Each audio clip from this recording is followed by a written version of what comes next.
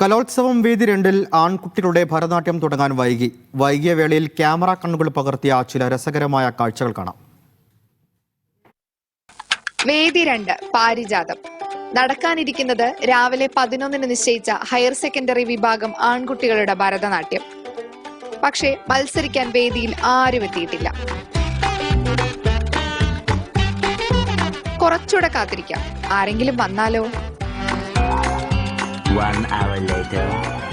സമയം 11 കഴിഞ്ഞു. കൊള്ളാം, ജഡ്ജസും എത്തിയിട്ടില്ല.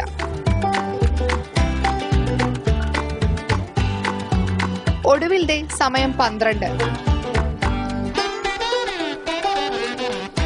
ഒരു ജഡ്ജ് എത്തി, രണ്ടാമത്തെ ആളും എത്തി.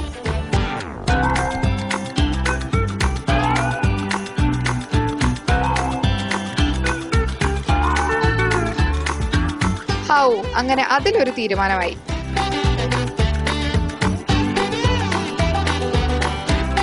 അങ്ങനെ നീണ്ട കാത്തിരിപ്പിനൊടുവിൽ വേദിയിൽ ആളെത്തി.